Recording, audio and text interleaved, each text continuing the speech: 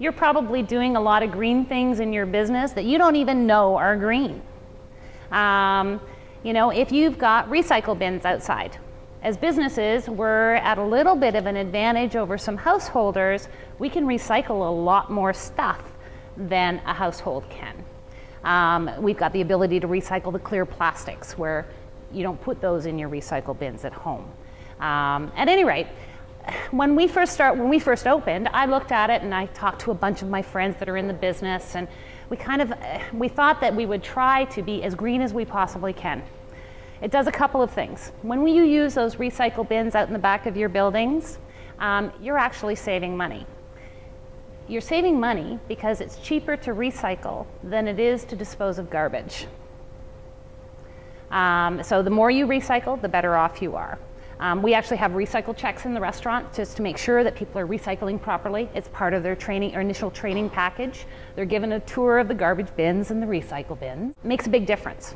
In addition to that, what we'd started up is we go through a lot of coffee grounds and eggshells, and we trim vegetables, so we've got a lot of vegetable waste. And I have a lot of customers who are great gardeners. So we just put them in our plastic bins that we have left over that we would normally recycle, and they can just pick them up. Just put a lid on them and away they go. And they're all gone within days, which is kind of nice.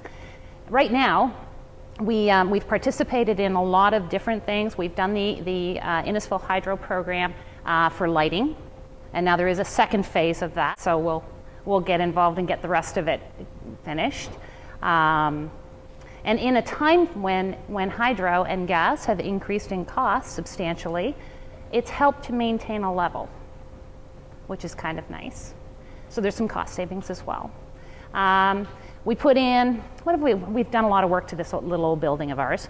We put in a new dishwasher that actually recycles water. So when we're washing our dishes, it goes through a wash cycle and then it goes through a rinse cycle. And that rinse water stays in the dishwasher. And it gets used for the first wash cycle of the next load. So we've minimized how much water we're using. I do things like I turn my water off to the building if we're not going to be there. And I've also watched it. So at the end of the night, when everything is off, I'll go in and watch my little water meter just to see whether or not it's still turning. If it's still turning, I have a problem. Because if everything's off, nothing should be running.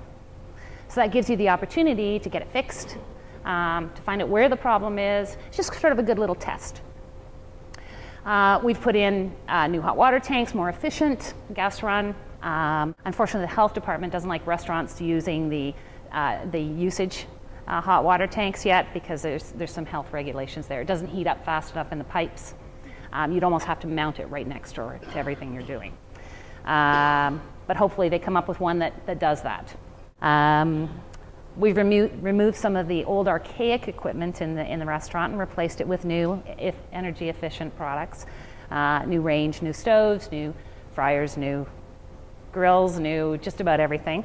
Right now we broke ground yesterday. We're installing a new exhaust and ventilation return air system into our restaurant. And this is really cool because what the engineer has managed to design for me is everyone aware of what an exhaust system is?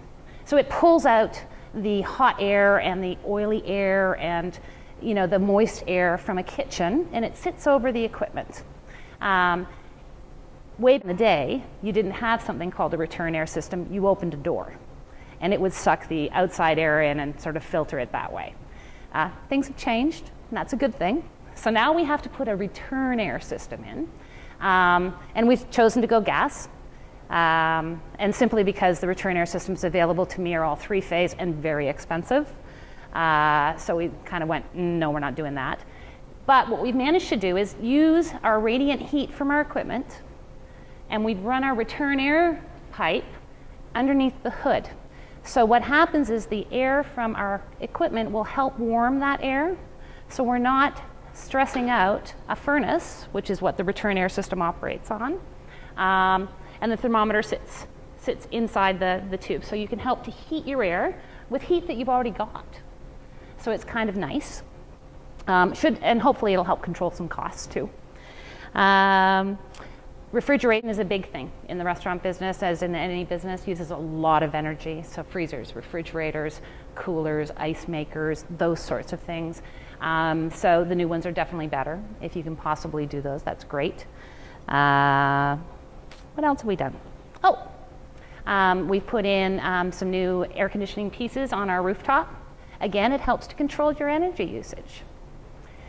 The other thing we do, and simple little things, to minimize use of water, that sort of thing, is we soak cutlery. Little tiny little things that you probably all do can make a difference in your usage. It reduces how much chemical you have to use in order to get those things clean. It just makes it easier to wash, and you can reuse water that's being used just for soaking. Gas is always a big thing in a restaurant. All of my equipment is run by natural gas in Alcona. Here it's actually run by propane. So you want to make sure that everything is operating properly. Don't forget to calibrate your equipment. It's so important, and it helps with your usage. And that's everything from what you're cooking on to what you're storing things in. Anything with refrigeration, recalibrate your compressors. Make sure that they're operating up to snuff. Make sure that your compressor coils are nice and clean. They operate more efficiently, and they're actually cheaper to run that way. We recycle our oil.